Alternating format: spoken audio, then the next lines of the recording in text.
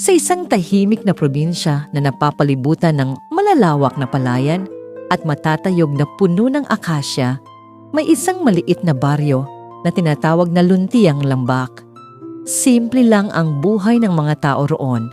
Maaga gumigising, nagtatanim, at sabay-sabay nagpapahinga habang unti-unting lumulubog ang araw.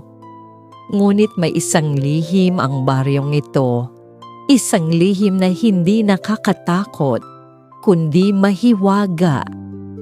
Sa baryong iyon nakatira si Maya, isang dalagang may payapang mga mata at mahaba at maitim na buhok na laging hinahaplos ng hangin. Iba si Maya sa ibang kabataan. Mahilig siyang maglakad mag-isa sa bukirin, makinig sa huni ng mga ibon, at kausapin ang mga halaman na para bang nauunawaan siya ng mga ito. At sa totoo lang, nauunawaan nga siya. Mula pa noong bata siya, may kakaiba na siyang kakayahan. Kapag tahimik ang paligid at mahina ang ihip ng hangin, may naririnig siyang mga bulong. Hindi ito nakakatakot. Para itong mga malalambing na tinig na parang umaawit. Salamat sa tubig. Masaya kami sa araw. Bantayan mo kami. Akala niya noong una guni-guni lang. Pero habang lumalaki siya, mas luminaw ang mga tinig.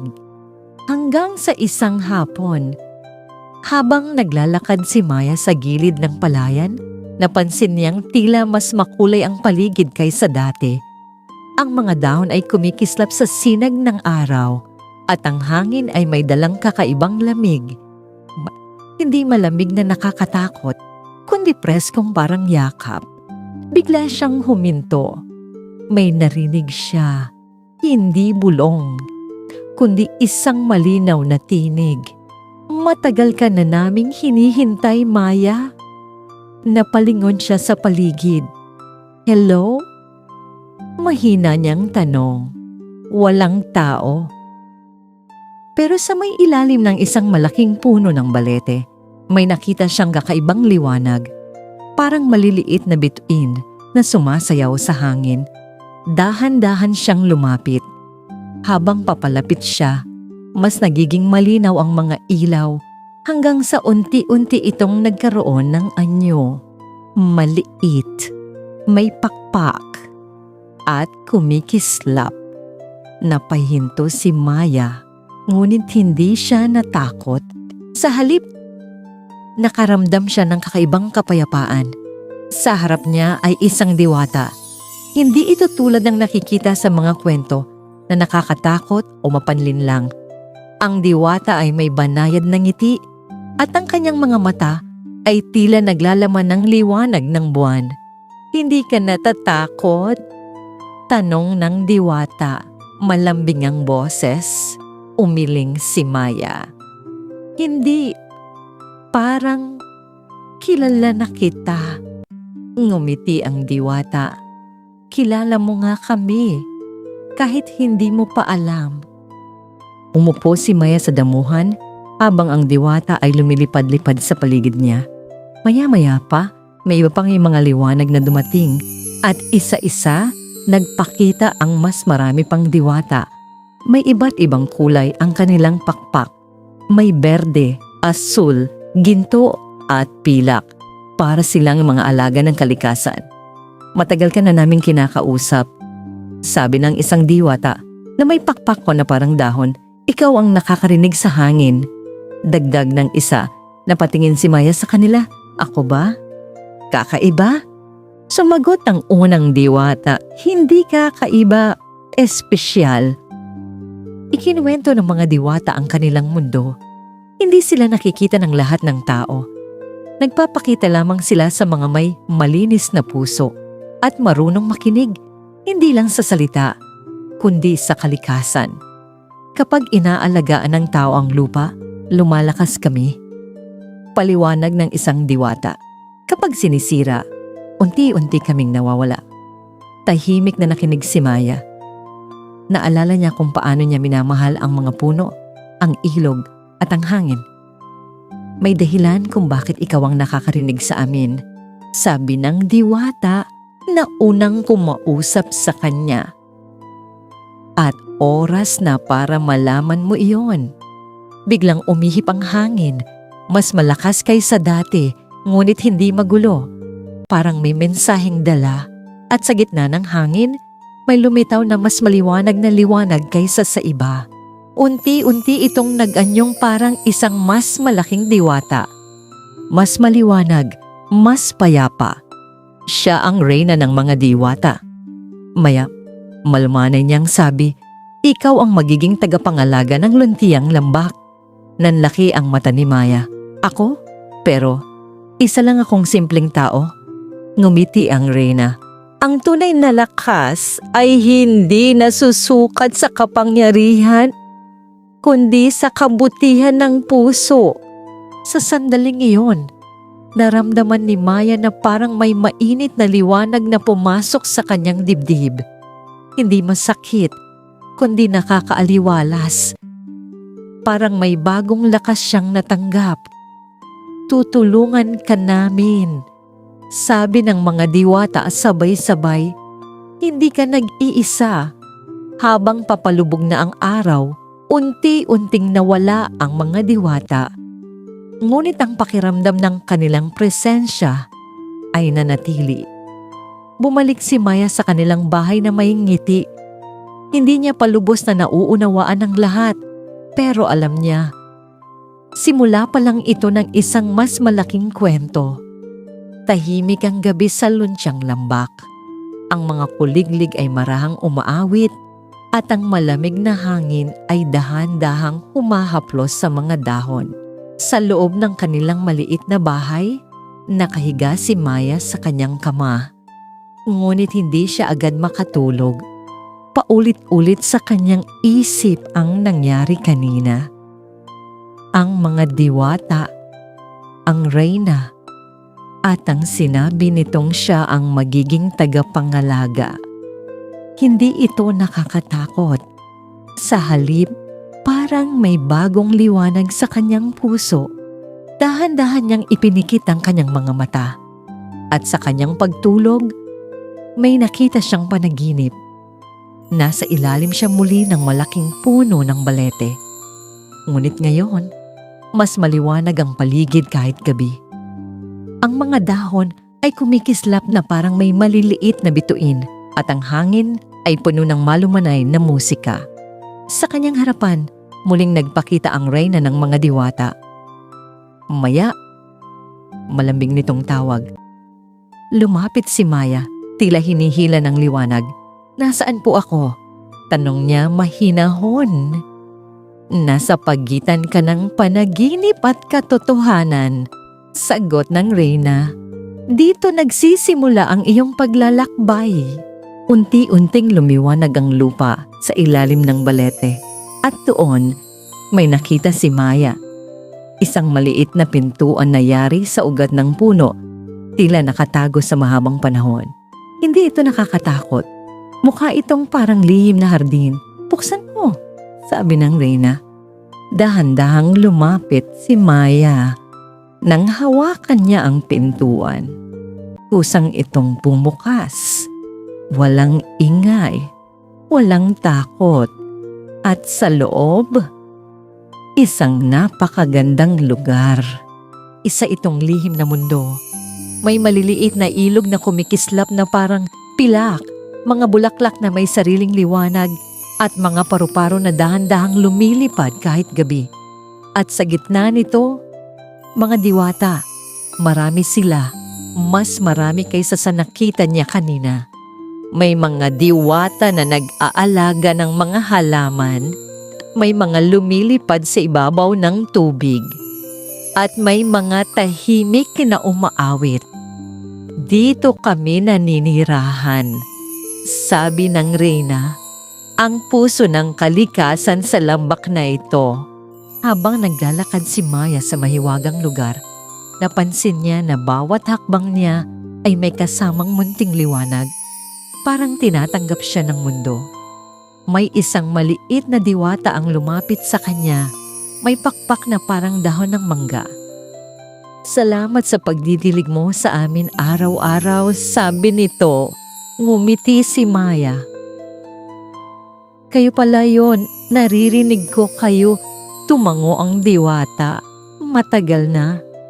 Nagpatuloy sila sa paglalakad hanggang sa makarating sa isang malinaw na lawa. Ang tubig nito ay parang salamin, ngunit hindi lang refleksyon ang makikita. Sumilip ka, sabi ng reyna. Dahan-dahang yumuko si Maya at tumingin sa tubig at doon may nakita siya, mga alaala, mga eksenang hindi pa nangyayari. Nakita niya ang sarili niya na naglalakad sa bukirin, tumutulong sa mga magsasaka, nagtatanim ng mga puno at pinangangalagaan ng ilog. At sa bawat eksena, may mga diwata sa paligid niya, mas masaya, mas maliwanag. Yan ang hinaharap na maaari mong piliin. Sabi ng reyna, hindi mo kailangang maging perpekto. Kailangan mo lang maging mabuti. Napatingin si Maya sa kanyang mga kamay. Paano ko po kayo matutulungan? Ngumiti ang reyna. Makinig ka sa hangin. Alagaan mo ang lupa. At turuan mo ang iba na magmahal sa kalikasan. Unti-unting humina ang liwanag sa paligid. Panahon na para magising ka, sabi ng reyna. Pero huwag kang mag-alala, nandito lang kami lagi. At sa isang iglap, nagising si Maya. Umaga na. Sumisikat ang araw at ang hangin ay sariwa. Ngunit may kakaiba. Habang nakaupo siya sa labas ng kanilang bahay, may narinig siyang pamilyar na bulong. Mas malinaw na ngayon, mas malapit. Magandang umaga, Maya. Ngumiti siya. Hindi na siya naguguluhan. Hindi na siya nag-iisa. Sa araw na yon, nagsimula siyang maglakad muli sa bukirin. Ngunit ngayon, may bagong layunin. Sa bawat paghipo niya sa mga halaman, sa bawat patak ng tubig na ibinibigay niya, alam niyang may mga nilalang na natutuwa. At kahit hindi sila nakikita ng iba, alam niyang totoo sila. Maagang nagising si Maya kinabukasan. Hindi dahil sa ingay, kundi dahil sa isang banayad na tunog. Parang may umaawit. Tahimik niyang binuksan ang bintana. Ang umaga ay sariwa at ang hamog ay nakapatong pa sa mga dahon. Ngunit ang kanyang atensyon ay napunta sa iisang direksyon. Sa ilog. Muli niyang narinig ang awit. Hindi ito kanta ng tao. Hindi rin ito huni ng ibon. Isa itong malumanay na himig na tila tumatawag sa kanya. Dahan-dahang naglakad si Maya palabas ng bahay. Ang bawat hakbang niya sa damuhan ay may kasamang malamig na dampi ng hamog. Habang papalapit siya sa ilog, mas nagiging malinaw ang awit. At habang nakikinig siya, parang naiintindihan niya ang mensahe nito. Halika, makinig ka. Pagdating niya sa ilog, tumigil siya sandali. Ang tubig ay dumadaloy ng tahimik. Ngunit kakaiba ito ngayon. Kumikislap. Parang may mga maliliit na ilaw sa ilalim ng tubig, sumasabay sa agos. Maya, napalingon siya. Isang maliit na diwata ang lumitaw mula sa ibabaw ng tubig. Ang kanyang mga pakpak ay parang gawa sa patak ng ulan at ang kanyang liwanag ay malamlam ngunit napakaganda. Ikaw ang tagapakinig, sabi nito. Ngumiti si Maya. At ikaw, ang umaawit? Tumawa ng marahan ang diwata. Hindi lang ako, kami. Sa isang iglap, mas dumami ang mga liwanag sa ilog at isa-isa nagpakita ang mga diwata ng tubig. May mga diwata na sumasayaw sa ibabaw ng agos. May mga lumulutang sa hangin at may mga nakaupo sa maliliit na bato sa gilid ng ilog. At sabay-sabay umawit sila. Ang awit ay hindi malakas, Hindi rin ito nakakaantok na biglaan. Sa halip, ito ay marahang iyong mayakap sa puso. Ang bawat nota ay parang kwento. Kwento ng ulan, ng bundok, ng mga puno, at ng bawat patak ng tubig na dumaan sa lambak. Ipinikit ni Maya ang kanyang mga mata at nakinig. Sa kanyang pakikinig, may nakita siyang mga larawan sa kanyang isipan.